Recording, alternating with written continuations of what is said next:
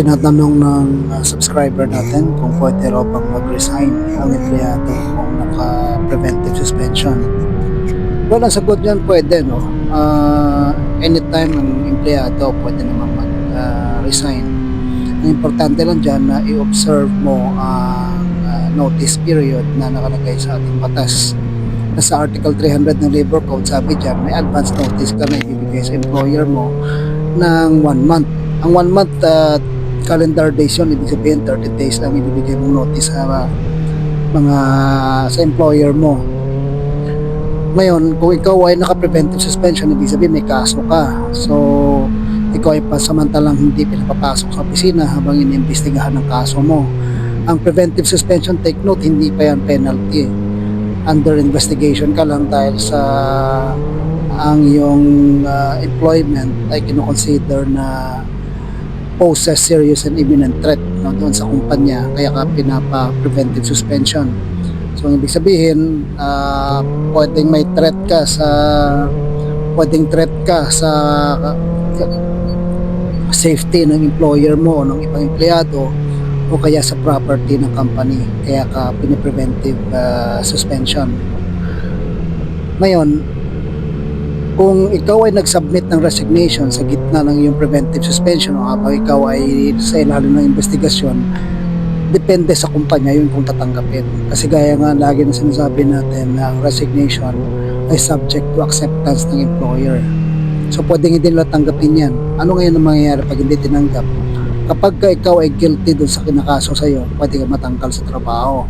So ang resignation mo, ang gagawin niya, denied yun. Ang status mo ngayon sa kumpanya ay terminated.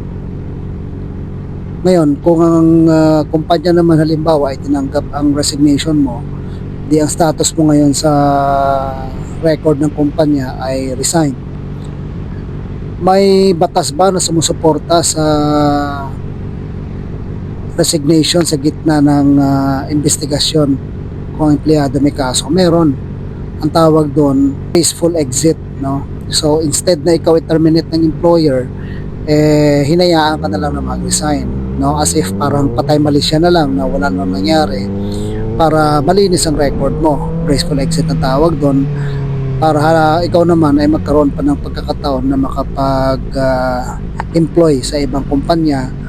Dahil alam mo naman, pangit na mag-employ ka or mag-apply ka na pag background investigation yung in-applyan mo, ang sagot ng HR doon sa dati mong kumpanya ay terminated ka from work. So malamang hindi ka matanggap.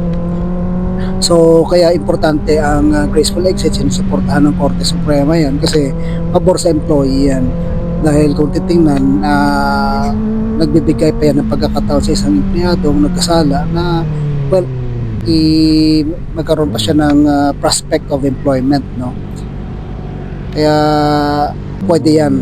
Pero take note lang na depende sa employer yan kung tatanggapin niya o hindi. So mag-usap kayo ng maayos ng employer mo para at least kahit paano mabigyan ka ng magandang decision ng kumpanya dyan at masecure mo yung acceptance ng resignation kapag na-i-offer mo sa kanila, no, na mag-resign ka na lang. So win-win din naman yan kasi kapag ikaw naman i-terminate, halimbawa hindi na tinanggap yung resignation mo, may karapatan ka namang mag-file ng kaso sa labor para patunayan yung punto mo na wala ka namang kasalanan. So depende yan sa'yo.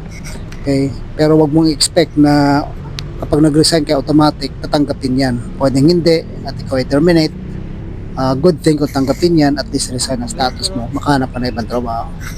Again, good luck sa'yo and thank you for watching this video and I hope to see you in my next videos.